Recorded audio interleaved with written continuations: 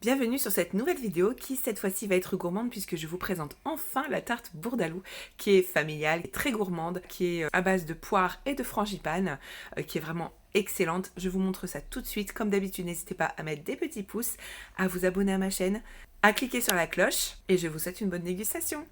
Ciao!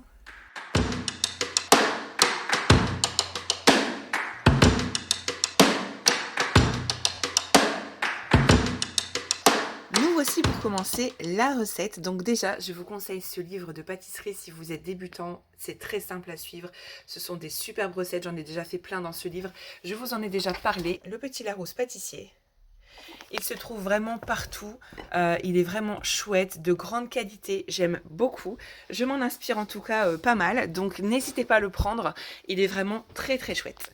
Donc je vais commencer. Il vous faut déjà une grosse boîte de poire au sirop, donc 850 grammes, ou 8 demi-poires. Mais en tout cas, super bonne.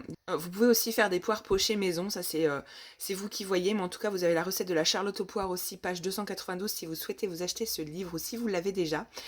Pour la pâte sablée, nous allons avoir besoin de 250 g de farine, 160 g de beurre mou, plus 25 g pour le moule, un œuf entier, 70 g de sucre en poudre, et bien évidemment, le beurre, soit vous le mettez une petite heure à température ambiante ou quelques secondes seulement au micro-ondes pour le ramollir un petit peu. Pour la crème frangipane, vous avez besoin de 2 œufs, 100 g de sucre en poudre, 120 g de poudre d'amande et 120 g de beurre mou, encore une fois laissé à peu près une heure à température ambiante ou seulement quelques secondes au micro-ondes. C'est parti pour la recette. Alors, je vais déjà préchauffer mon four sur l'option gâteau à 190 degrés ou thermostat 6-7.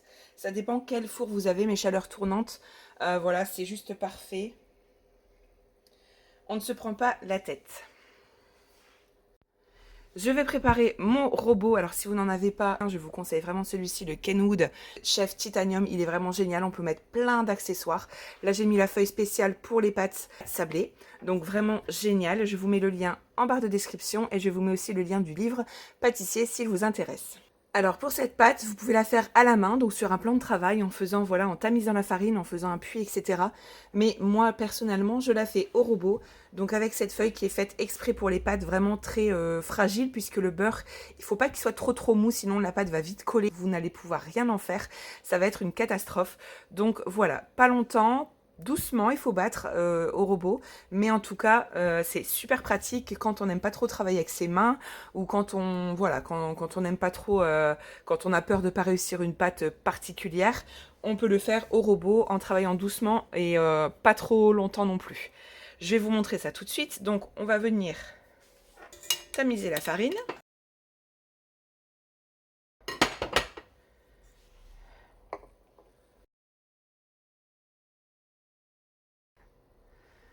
Je vais donc venir faire un creux, un puits au milieu. Hop. Je vais y couper le beurre en petits morceaux. Alors, ne faites pas comme moi, ne vous trompez pas d'ingrédients, parce qu'il y a une partie qui est faite pour la crème frangipane et une pour la pâte sablée. Donc, ne vous trompez pas parce que les grammages ne sont pas pareils.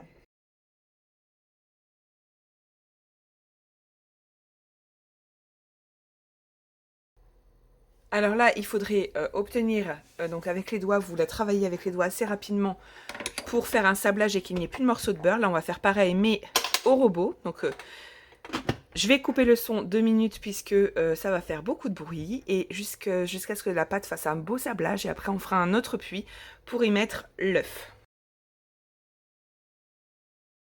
Donc là, je l'ai vraiment mise à vitesse 1.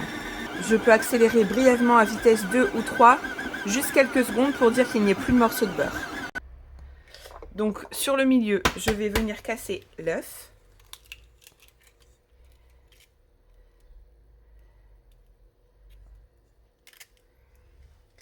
Et je vais également verser le sucre en poudre. Alors, pour la main, quand vous le faites à la main, vous mélangez du bout des doigts tous les ingrédients, mais sans trop les malaxer. Vous écrasez la pâte sous votre paume de main en poussant devant vous pour la rendre bien homogène. Ensuite, vous la roulez en boule. Vous aplatissez entre vos mains et vous enveloppez dans un film alimentaire pour laisser reposer au frigo 30 minutes.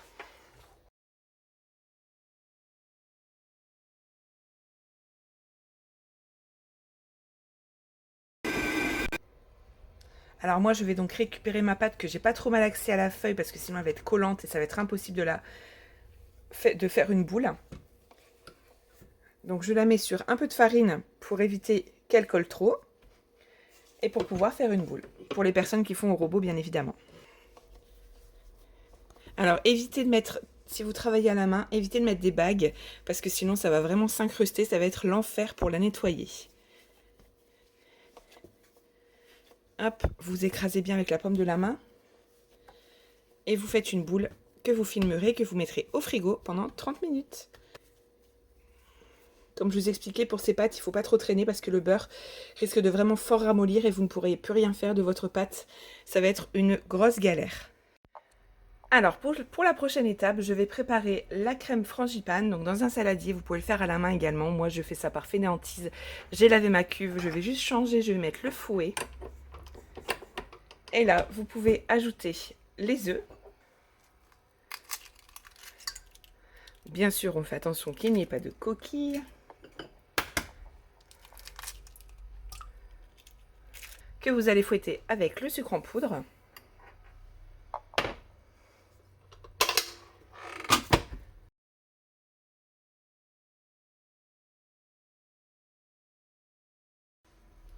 J'ai donc mélangé à peu près 2 minutes à vitesse maximale.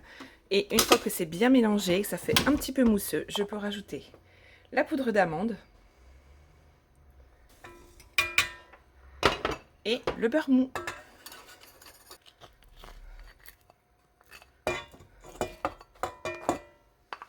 Là, je peux mettre à vitesse quand même assez rapide également.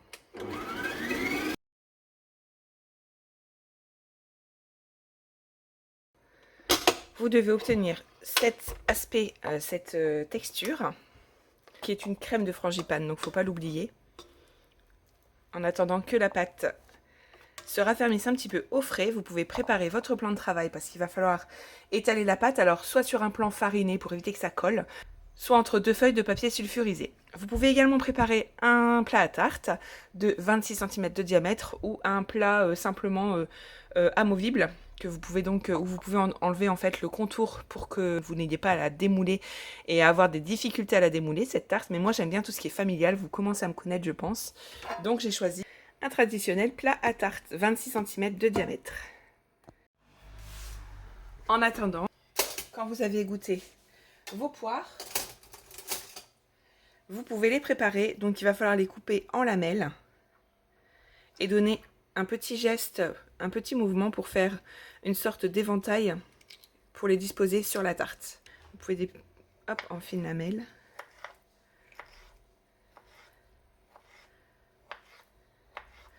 Vous donnez un petit coup, hop, vous étalez un petit peu comme ceci. Et vous pouvez vous aider un petit peu d'une... Par exemple, de ce genre de spatule pour les prendre et les glisser sur la tarte, mais on verra ça tout à l'heure. Pour l'instant, je vais préparer toutes mes lamelles.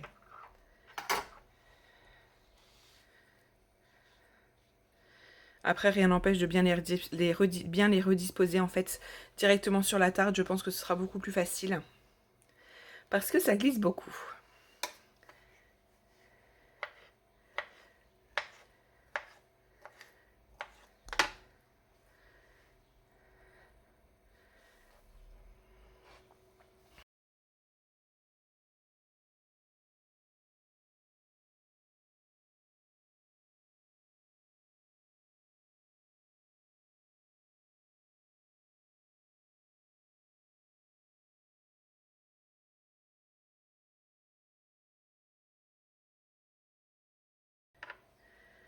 Hop, je vais les réserver de côté.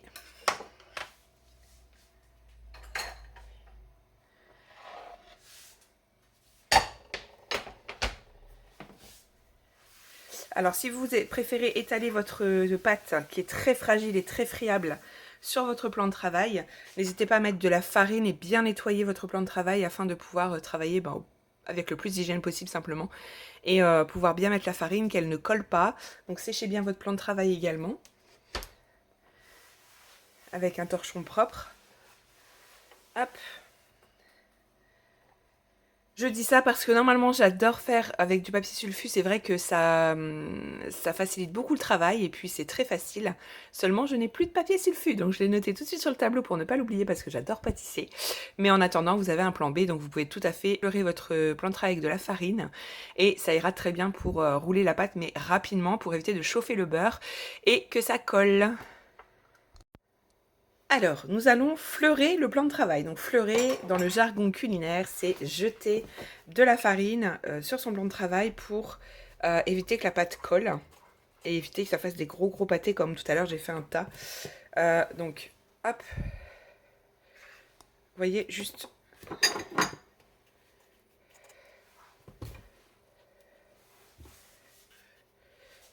J'ai peut-être plus le coup, hein, après autant d'années d'arrêt de cuisine, mais en tout cas, le résultat est très bon, donc on s'en fiche.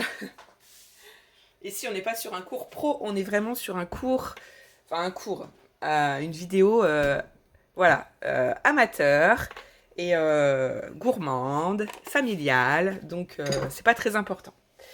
Alors,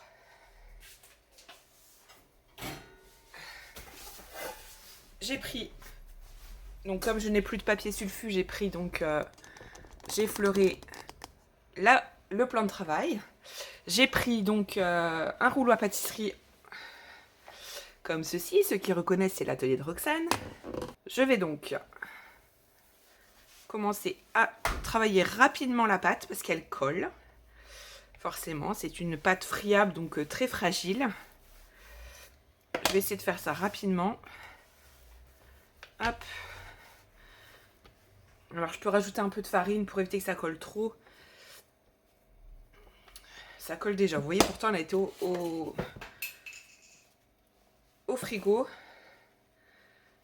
Oui, je suis généreuse. Mais ce qui compte, c'est le résultat. On va pas trop se prendre la tête. Donc, vous pouvez l'abaisser, donc l'étaler sur 2 mm environ.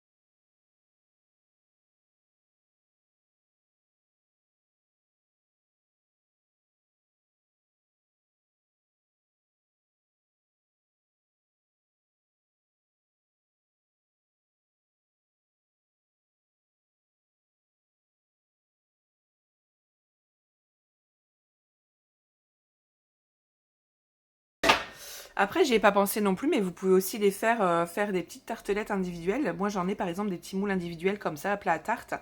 Et ça peut être sympa aussi quand vous recevez de faire des petites tartes bourdaloue individuelles, ça peut être sympa. Comme ça, vous pouvez en faire d'autres, vous pouvez faire des tartes aux fraises, vous pouvez faire plein de styles de tartes en fait pour recevoir en dessert, sur un buffet dessert ou quoi que ce soit, ça peut être super sympa. Hop, donc là on étale, donc on fait vraiment homogène un maximum. Et on va venir placer les rosaces de poire qu'on a au préalable coupées.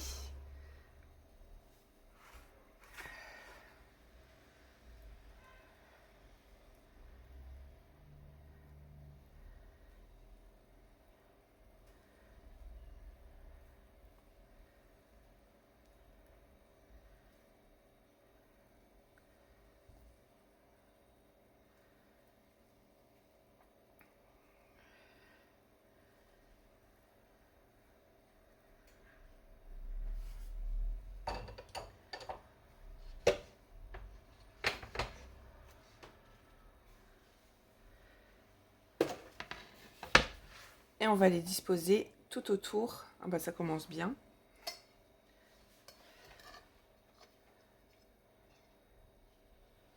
Mon Dieu.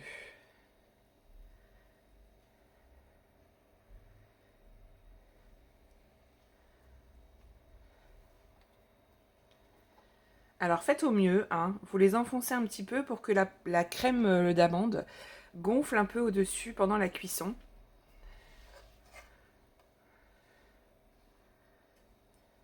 Hop.